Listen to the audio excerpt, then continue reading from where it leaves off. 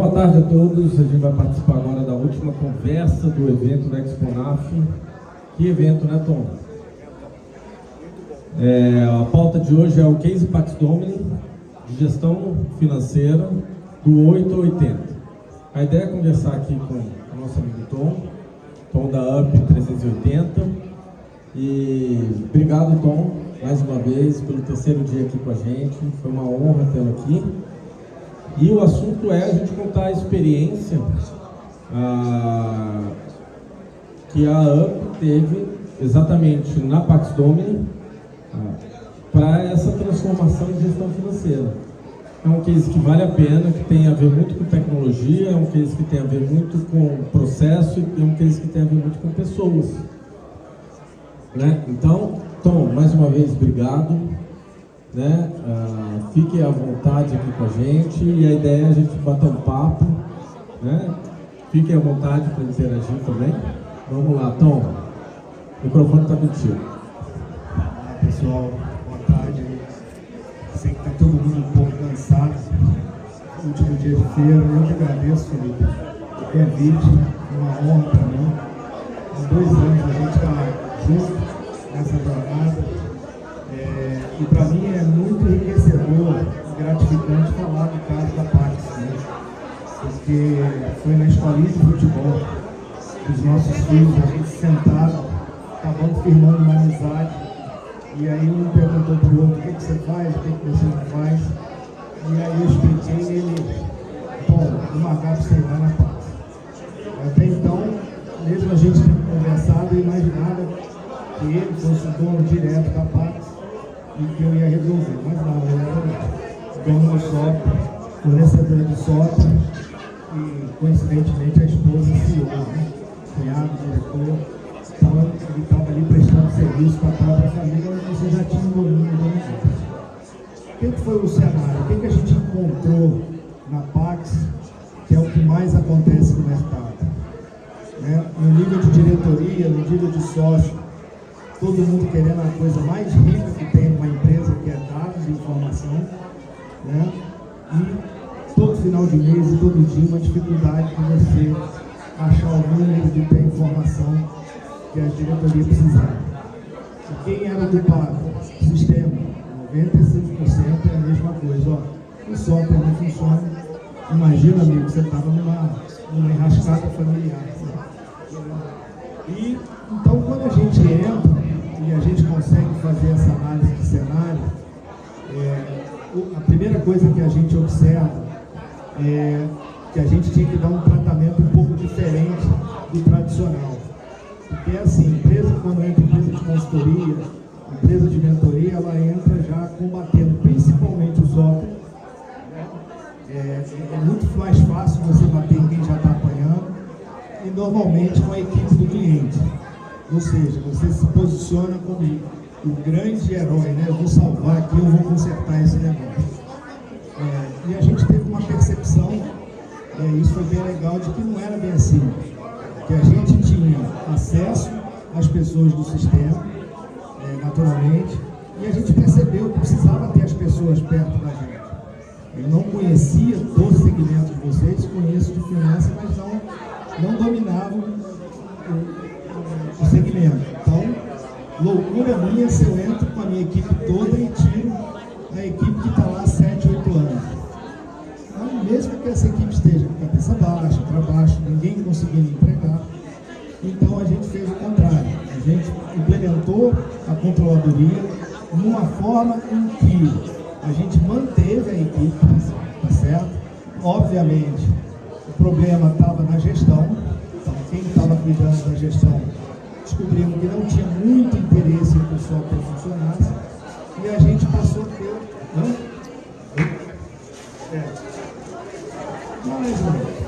Então, assim, você tinha já um impedimento interno. Tudo bem, Tom? Tudo bem, Felipe? Bacana. Vamos para algumas perguntas? Sim, preparado. Se eu não souber, perguntas universitárias. Então, eu quero entender, Tom, qual é uma diferença prática. A pessoa ela tem pouco conhecimento sobre o financeiro, principalmente nesse mercado de funerárias ou de planos funerários, que tem muita... os funcionários, né, os diretores trabalham muito com caixa. Qual que é a importância de trazer a visão de um DRE para dentro de uma empresa que está há 1 década, 2 décadas acostumadas a só olhar o que tem no caixa, e o que pode contribuir um olhar de DRE para o aprimoramento da gestão dos clientes? Interessantíssima a tua pergunta.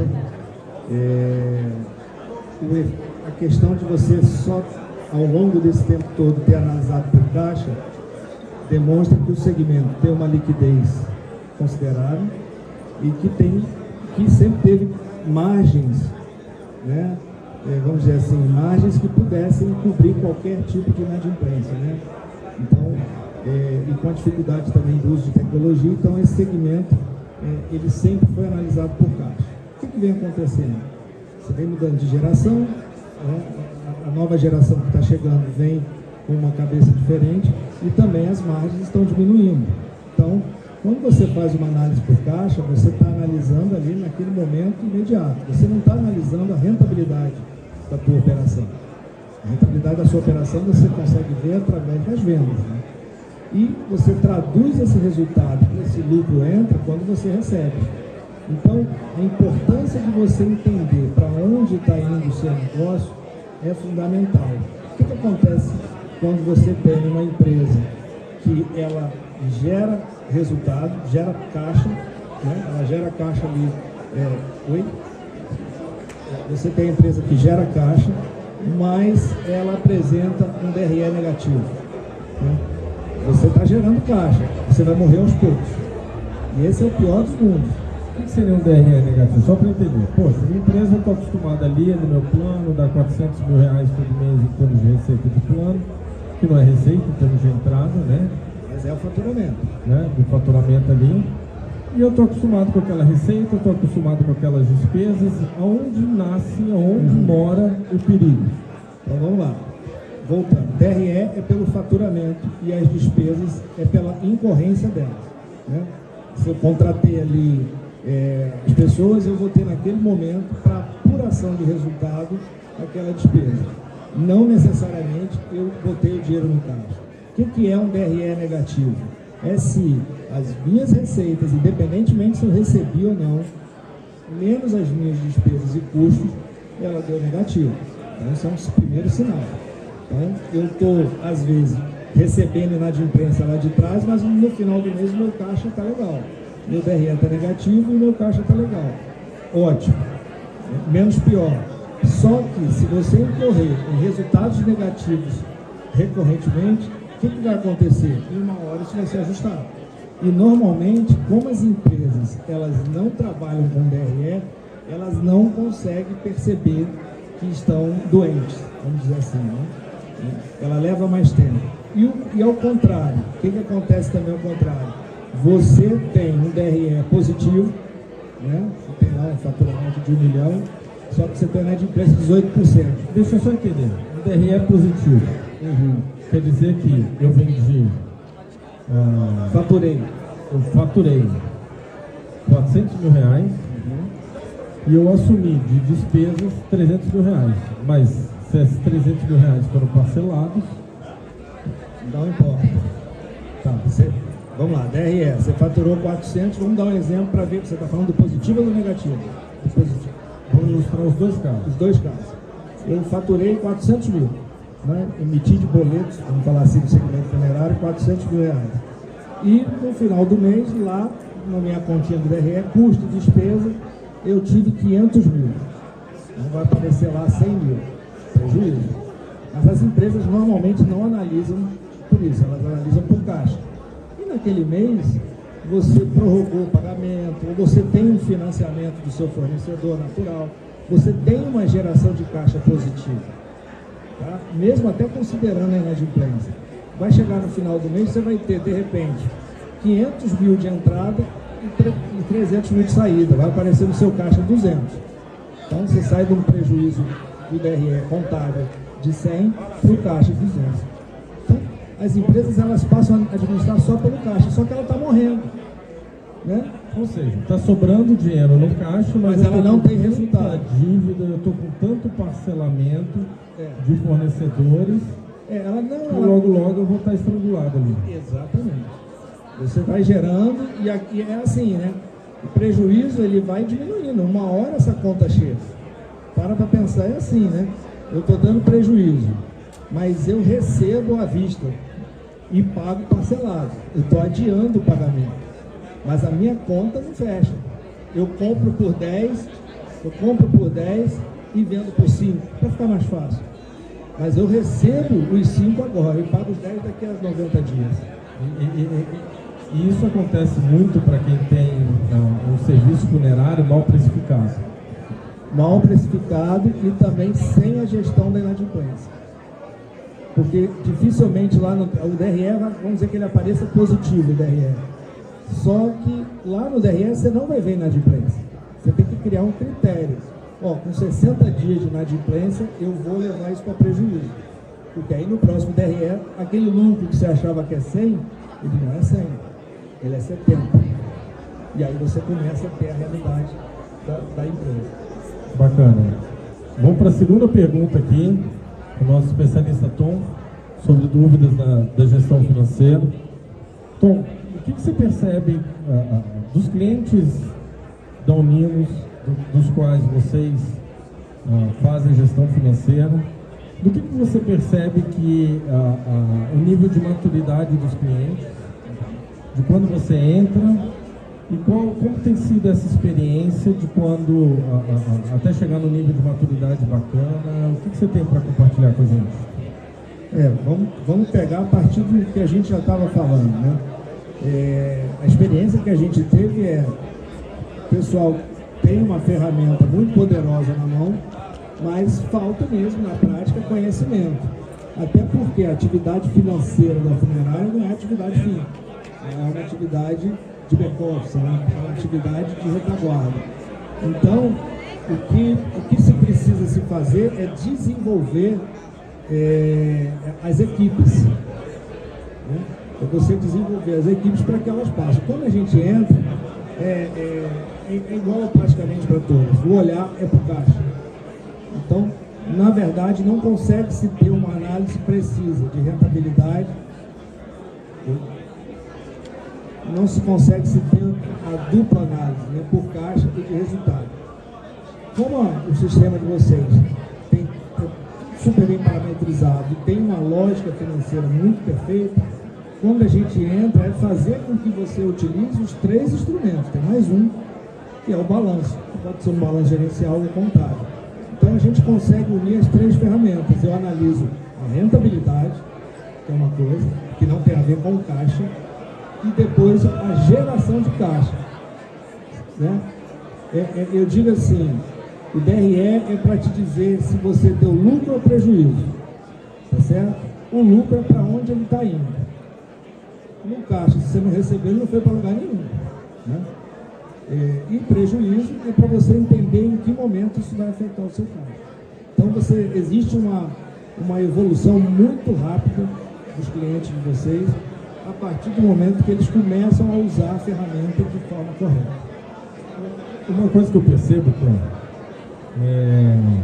muito comum, muito frequente no setor funerário, é que quem cuida do financeiro é a pessoa de confiança do dono, né?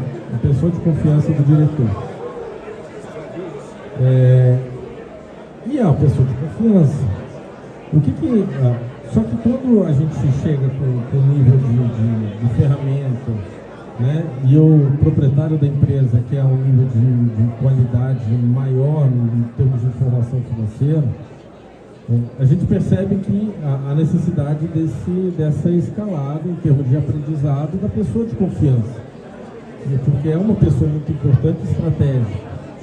Mas quando a gente coloca o sistema para rodar, a gente percebe que alguns conceitos faltam, tanto para a pessoa de confiança quanto para a própria cultura organizacional ali em termos de gestão financeira. O que você percebe? Como é que tem que ser esse aprendizado de quem está na operação ali? Compartilhe com a gente um pouco dessa experiência falando de pessoas. Vamos lá. primeira coisa, não quer dizer que toda pessoa de confiança não tenha competência. Mas você vem num modelo de negócio, né, que se materializou nesse formato. Né? A gente tem cliente que ainda lembra do livro caixa na mão e ainda fala assim, funcionava e hoje eu estou com o sistema e não funciona. Mas é uma mudança de cultura. Né? Normalmente o que falta aí é conhecimento, principalmente da tecnologia. Existe uma barreira, então o software quando entra, a primeira coisa é a resistência.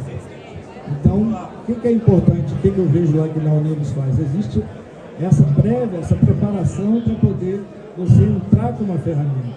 Porque às vezes o que não estava bom pode ficar pior, entendeu? Então, a partir do momento, e aí não tem muita opção, ou você muda, né, ou a pessoa adere, entendeu? Não é só mudar o sistema, você tem um processo, quando você muda, você tem um processo de transformação dentro da empresa. Então não dá para fazer, você tem que estar preparado, a empresa tem que estar preparada que ela vai ter que fazer mudança e vai ter que mexer em pessoas. A gente tem, assim, acho que foi um golaço que a gente fez, um exemplo nosso na Paxdome, é que inicialmente o problema era tão grande, né? Então sobra para o sistema, sobra para os colaboradores, porque quem é de confiança está cobrando. E ele também não entende. Ele cobra porque ele quer o fluxo de caixa dele, ele quer os relatórios financeiros ali online, né? E às vezes até o próprio fundador quer isso, né? De alguma forma ele tinha quando não tinha sistema. E qual é o grande case lá? Que é um processo educativo. Nós entramos para ajudar lá com a controladoria, mas nós não mudamos ninguém. Mudou quem era de confiança, né? Mas a base não mudou. Aquela base estava sedenta para conhecimento. E o nosso papel foi muito mais educacional, de mentoria. A empresa é a mesma, os funcionários é a mesma e o software é o mesmo. Então, em 6 meses, você sai do caos, porque não tinha nem conciliação, as contas não batiam, imagina a caixa, e agora a gente consegue fazer todo mês uma reunião com o conselho, né, para análise de resultados, distribuição de lucro para a primeira e para a segunda geração. Então, assim, a ferramenta ela existe, ela é fantástica, entendeu? O que tem que estar o patrocinador da mudança tem que entender que ele vai ter que mexer, possivelmente, no status quo. Muito bem. Quero agradecer aqui, Tom, por essa conversa aqui no primeiro dia, né, do Exponaf.